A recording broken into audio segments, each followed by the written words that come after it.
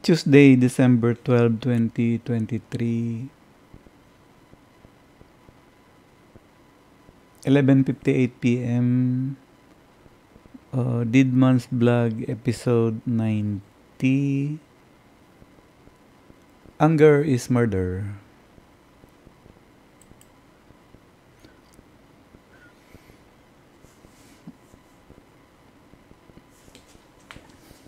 May nakausap ako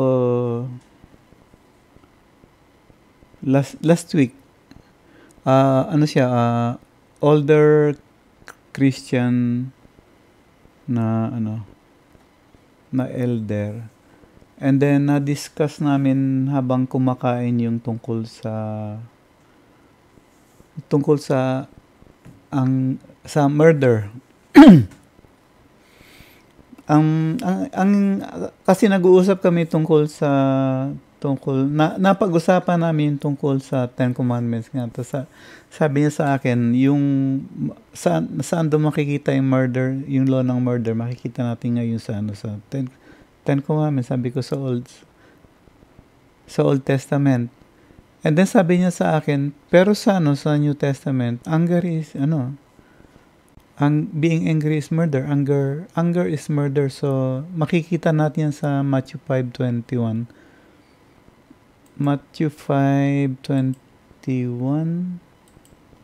5:5. Yan, 5 plus 21. Yan, yung thou shalt not kill.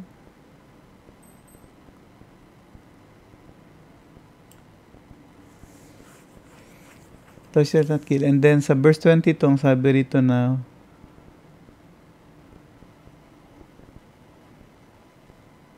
anger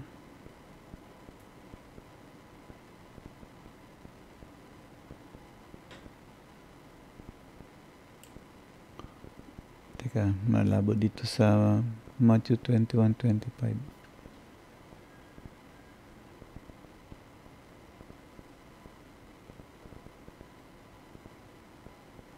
Kasi ang hinahanap kong verse yung magsasabi directly na anger is murder.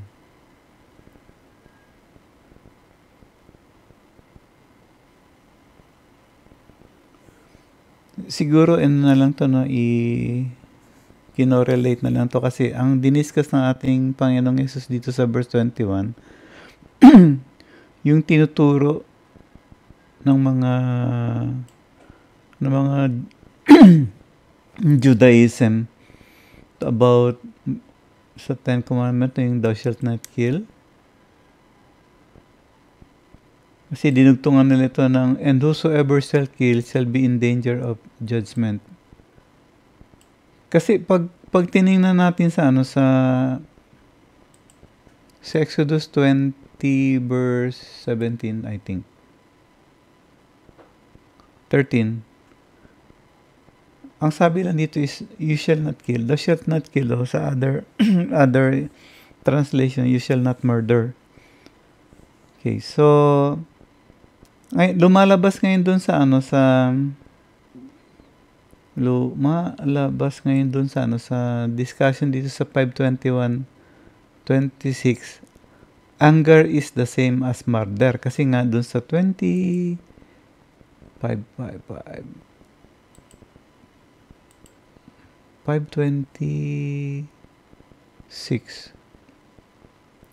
21 22 meron siyang but. So diniscuss niya dito sa sa verse 21 na yung sa Judaism ang teaching ng thou shalt not kill may dinugtong na whosoever shall kill shall be in danger of judgment. So siguro probably itong judgment na ito ay yung judgment of either you lose your salvation or you go to hell. Pero ang sabi ng Panginoon, but I say unto you that whosoever is angry with his brother without a cause shall be in danger of judgment. So yung kill in danger of judgment kapareho ng anger in danger of judgment. So doon nakuha yung comparison na murder, anger is equivalent to murder, na ma-judge ka pa rin. So, ito yung one. So, yung older Christian to, nire-remind niya ako dun sa mga naituro sa amin nung nung kabataan namin. So, okay, I'm reminded with this na already. Kasi yun nga ang ko noon, ang style ko ng ng Bible study, why I study this, kasi nga we were taught this and then we were said to believe this because the white missionaries told this to us. So sa akin kasi religion to ng mga puti. And it is offensive kasi nga puti. Well, actually kasi nga hindi ko ma-remember kung merong black missionary nung beginning nung teaching nung Christianity dito sa Pilipinas at that time. So all I know is that specifically sa ating mga brethren, mga whites yung mga nagturo sa atin to. Okay, so lumalabas ngayon dito na mas better ang teaching ng ating Panginoong Jesus kaysa sa teaching ng law ng Ten Commandments. Na previously na nabanggit ko na ito dun sa sa studies ko dun sa John chapter 1 yata to. Yung tiduro sa atin na for the law was given by Moses, but grace and truth is given by Christ, no? Pero sa ang aking research doon, lumalabas na yung word na but ay dinagdag lang yun para i-contrast yung law sa grace. Kaya nangyari ngayon, the law became the opposite of grace, when in fact ang opposite ng law is lawlessness. At ang opposite ng grace is graceless, walang kaligtasan. So, if you are obeying the law, obedient ka sa law, and then ang opposite ng obedience sa law is disobedience. Hindi yung grace. Never opposite ng law ang grace. Teaching lang ito sa atin ng mga puti dun sa how they manage to study the Bible and then teach it to us. So, and then prior to that nga, yung verse, before that verse nang sinabi niya, from grace to grace. No? From grace to grace.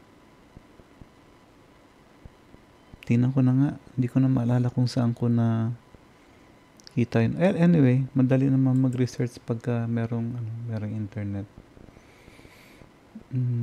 Teka, alisin natin itong passbook.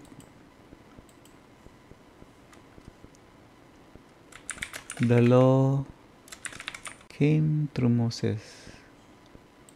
KGB. John 1. Tama ko, John chapter 1. O, Matthew ba sinabi ko? Never mind. So, sa John 1 something, 16 yata yan. Okay, from grace to grace. Ito yung sa kami ng ating Panginoong Jesus, Sabi niya, for the law was given by Moses. So, yung unang grace, ito yan. Ito yung law na binigay through Moses. And then yung but, dinagdag lang yan, Kaya nga naka-italicized tapos nakakulong. So yung mga translator sabi na dinagdag lang namin yan kasi akin na to, Kasi naniniwala kami na kontra ang law sa grace. Dinagdag nila yan. And then grace and truth came by Jesus Christ. Ito yung second grace. Okay?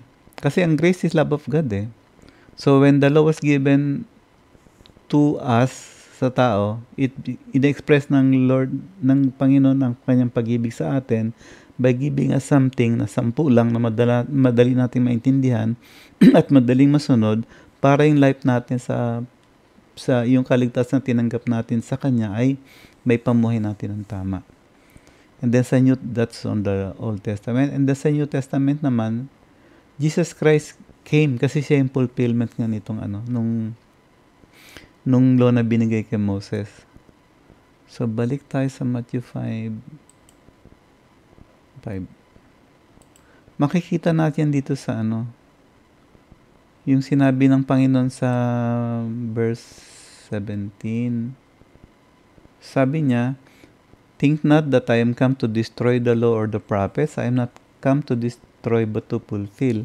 So yung law at saka yung prophets dito speaks speaks about the Old Testament scriptures kasi wala pang New Testament at that time. So, yun ang pinag-aralan nila. So, sabi ng Panginoong Hesus, yung destroy dito is the way yung pagturo. Ito yung pagturo na 19. Hindi mo na sinunod. Okay, brinake mo na, no? Brinake mo na, tapos tinuro mo pa. Yan yung distraction ng law. Sinisira mo siya. Okay, sinira mo, tapos sabi mo sa hindi, sirain mo to, huwag mo itong sundin. So, ang sabi ng Panginoon, hindi siya dumating para ituro ng mali ang law, ang Old Testament, kundi ito ay i-fulfill. So, yung fulfill dito ay, ayan, klerao.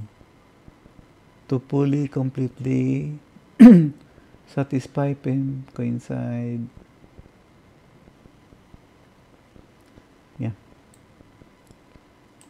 Fully preach. Ito yung meaning na makukuha natin pag binasa natin pababa yung ano. Kasi ang sabi niya rito, no? Verse 20. Verse 19 pa rin.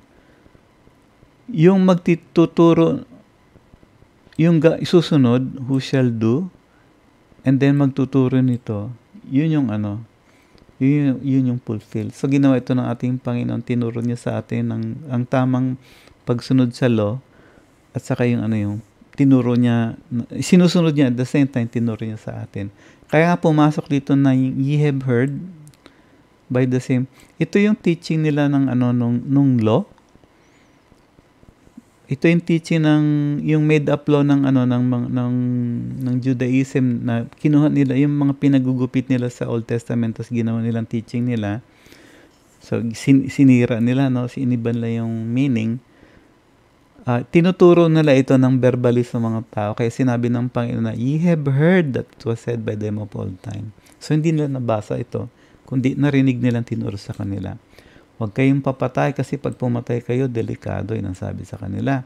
Dinagdagan nila yung law ng thou shalt not kill. Dinagdag nila yung ito, yung and whosoever. Ngayon, clarify naman sa kanila ng Panginoon ito, no? Sabi ng Panginoon, whosoever is angry with his brother without cause shall be in the, ayan. Anger is the same as yung sa judgment. However, merong qualifying clause na nilagay ang ating Panginoon dito. Ang sabi niya, without a cause. Okay? Whosoever is angry with his brother with a cause, hindi siya danger of judgment.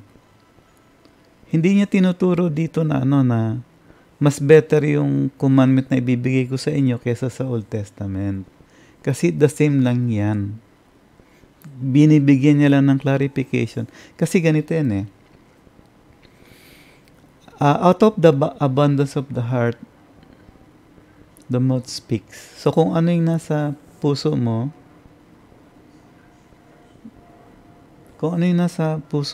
ito yung lalabas sa bibig mo. So, kung anong law ang nasa puso mo, ito ang law na gagawin mo. Okay?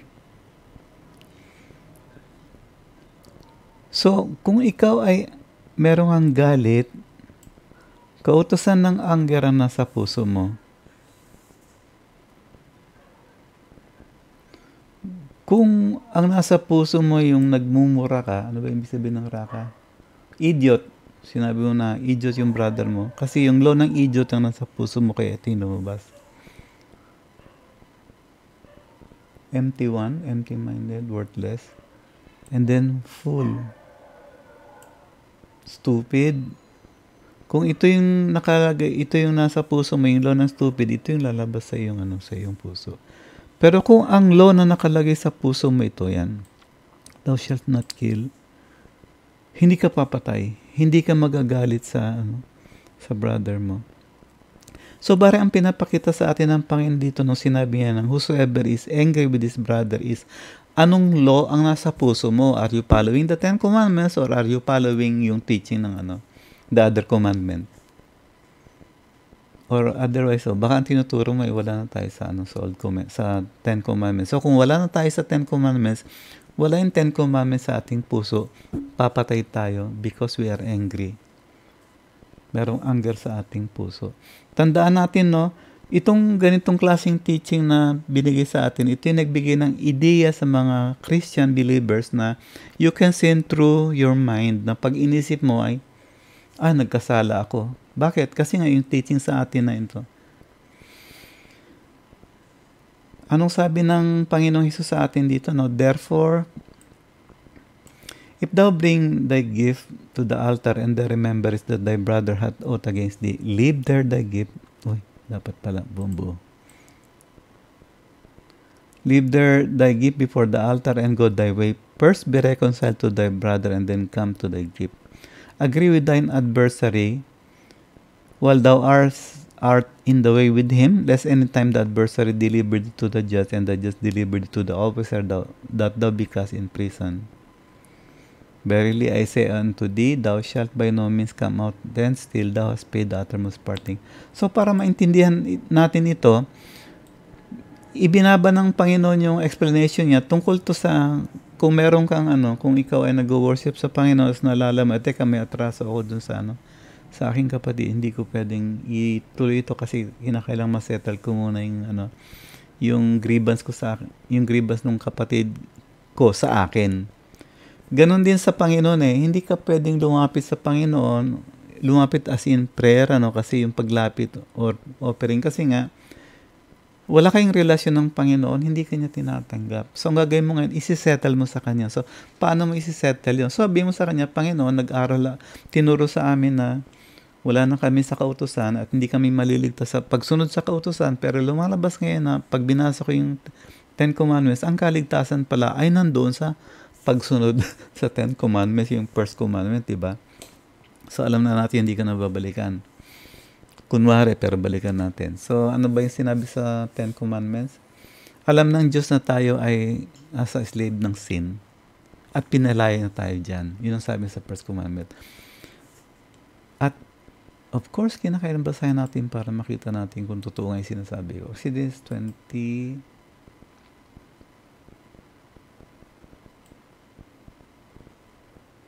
Okay.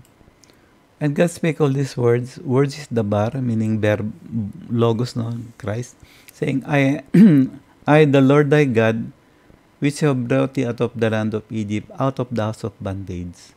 So, alam ng Panginoon na nasa bondage tayo. And then, inalis na tayo doon. So, paano tayo inalis ng Panginoon sa bondage ng kasalanan? Di sa pamamagitan ng kanyang anak.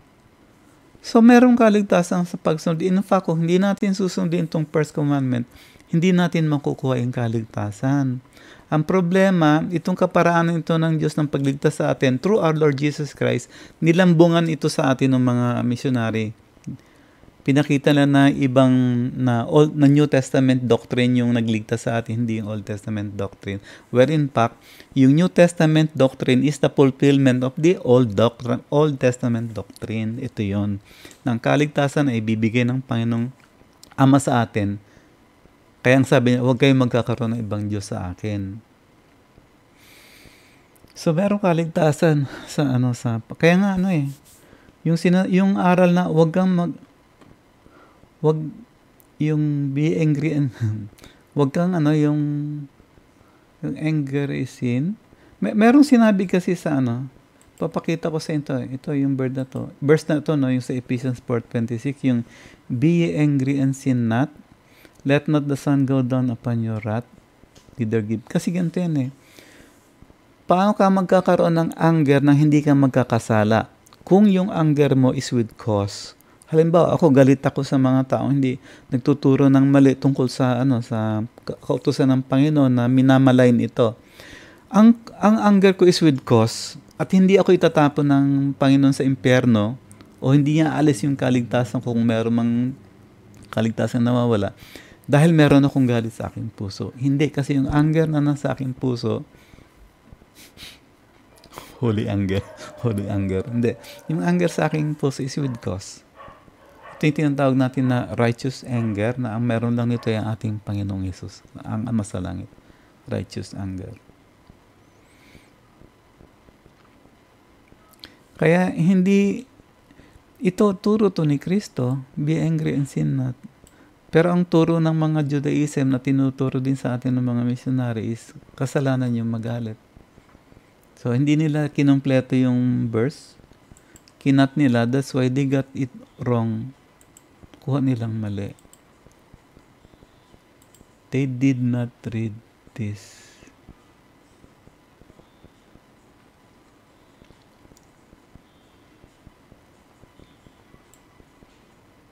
Kinat nila yan sa ano. That's why malaki ang danger sa pagkakat-kat-kat ng scripture. Tapos ipagdudugtong-dugtong mo. It's what we call mosaic. So, hindi tayo nagkakasala pagka nagkaroon tayo ng tukso na pumasok sa ating isipan. Hindi kasalanan yon. Kasi one time nasa beach kami. Hindi ko alam kung nasa beach ito. I think nung pumunta kami sa somewhere sa north, sa ang tawag dito? Basta hindi ko na maalala yung place. But it's north. Pangasinan area kaya yun? So, nandun kaming mga lalaki. Kasama namin yung mga asawa ng mga Christian, And then, may dumating na, na babae na, na swimmer din. So, nakaka-two-piece, Okay, sa amin walang mali sa yun. Kaya lang, ang sama ng tingin sa amin ng mga babae. Tapos nagsalita yung ayan na naman. So, alam nyo na, may comment na yan. So, sabi ng Panginoon sa Jesus ito, "You have heard that it was said by them of old time." So, pareho pa rin dun sa in verse 21. Sabi niya, ito yung teaching sa inyo ng mga Judaism. Thou shalt not commit adultery. So, hindi nila dinagdagan to. Pero ang Panginoon, nag-clarify siya, sabi niya rito, "But I say unto you that whosoever looketh on a woman to lust after her, hath committed adultery with her already in her heart." Okay? So, pag nawala.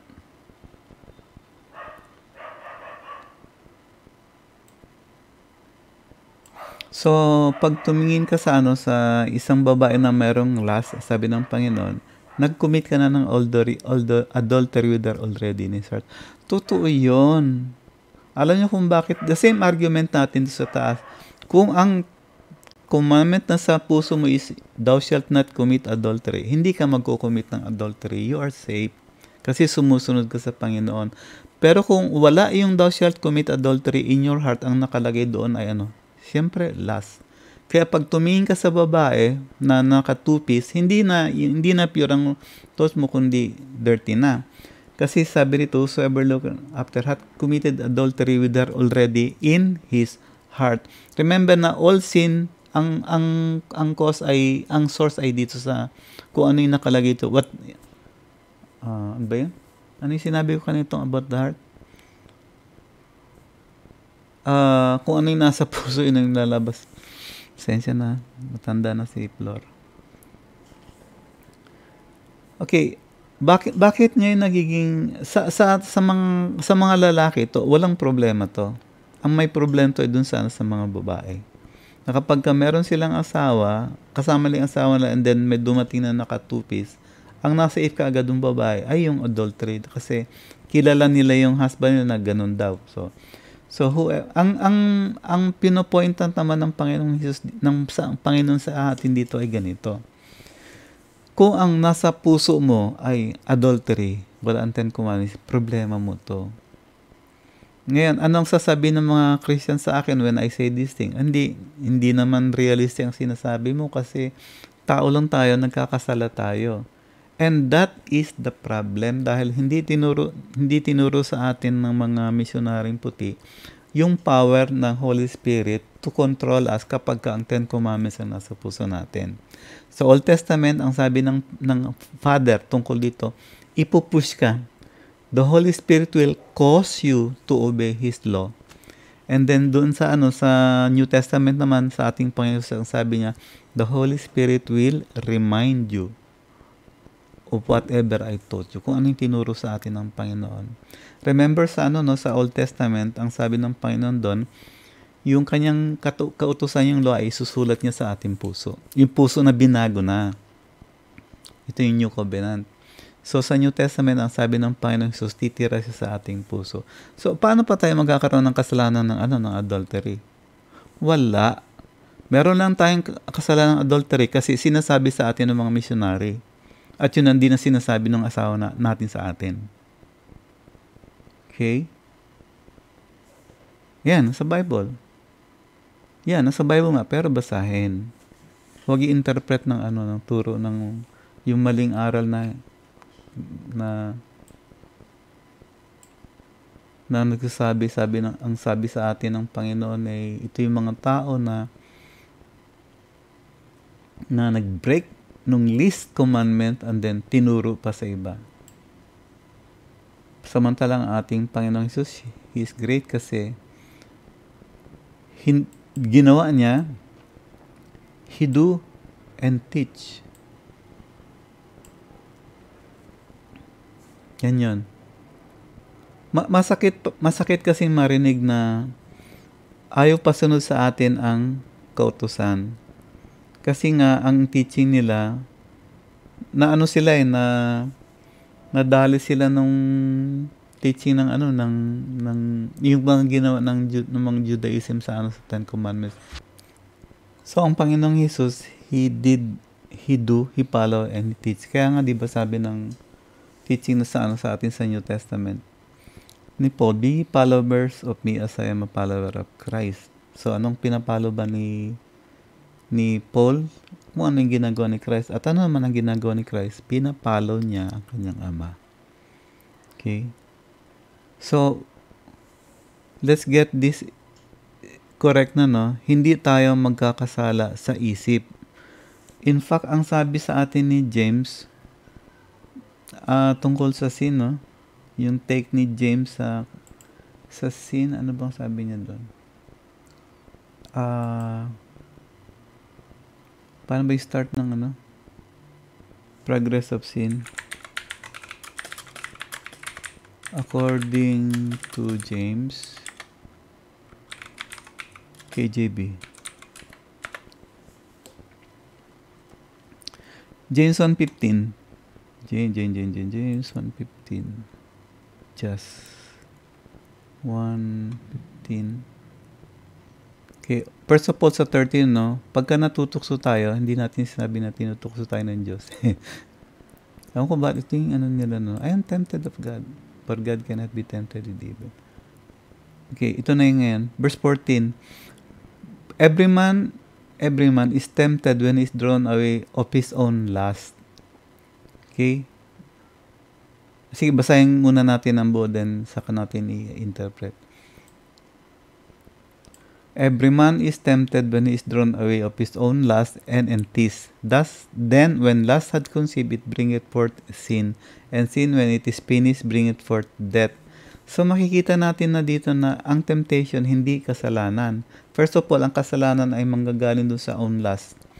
Ngayon, bakit merong own lust? Kasi ang law na nasa puso niya is the law of lust. Hindi yung law of obedience sa Ten Commandments. So, ano mangyayari ngayon? Yung law na yan, mag-work sa kanya para siya ngayon maggumawa ng kasalanan. So, ang kasalanan ay lilitaw lang kapag ginawa niya na kung ano yung nasa kanyang isip. So, action pagduna. Yan, no? When lust had conceived, ginawa, it bringeth forth sin. Doon lang lalabas yung kasalanan. We do not sin by thinking. We do not sin kapag tayo natitempt or tinitempt tayo ng iba, no? Because we can never tempt ourselves. Natitempt tayo sa iba. Okay, either directly or indirectly. And then, depende pa rin doon sa condition ng iyong puso. Do you have an obedient heart? Then, hindi ka matitempt. You have a disobedient heart? Then, you will be tempted. Kaya, yung sin ngayon, when it is finished, so pag nagawa mo na, fulfill mo na yung sin, saka na ngayon darating yung death, yung judgment. But, pag nasa isip pa lang, you can say no. You can say na, teka muna, why will I do that? Why will I commit adultery? Samantalang, God already put that law in my heart. Sabi niya, do not commit adultery. And then, binigay niya yung kanyang spirit sa akin para i-accommodate yan. and then andun ang Panginoong Jesus, and then andun yung Holy Spirit na tinuturo ako, no? No, naintindihan mo na yan. So, how can you sin? Okay? Sa isip. And ito yung ito yung nakita ko lang sa religion na kinamulatan natin. It give us guilt doon sa isang bagay na hindi naman tayo dapat maging guilty kung ang Ten Commandments ang nasa puso natin, kung si Kristo nasa puso natin, kung ang Holy Spirit ay nasa atin, kung tinanggap natin ang kaligtasan na ino-offer sa atin ng Panginoon sa Old Testament, dun sa First Commandment, and then at saka sa Second Commandment, yung pagsunod dito para maligtas, at yung ino-offer ni Christ sa New Testament. So I think hanggang dyan na lang kasi edit ko pa, no?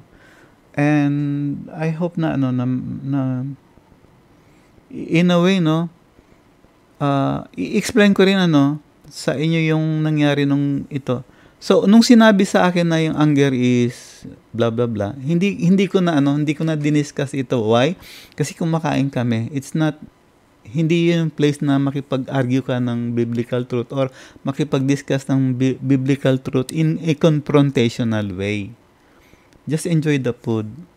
And then, tulad nga nung iba sa inyo na nakausap ko na this teaching is divisive.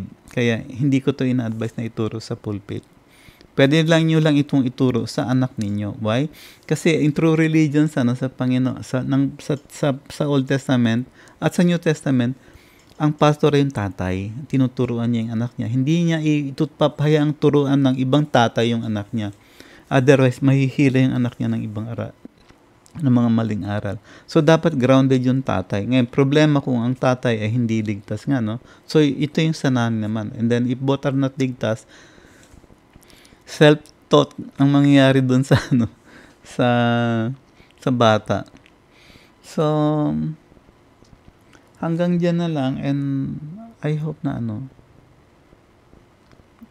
in a way, no, naging okay sa inyo yung discussion natin na this December na ngayon, so probably kung hindi na ako makagawa ng vlog, this will be the end nitong season episode 90.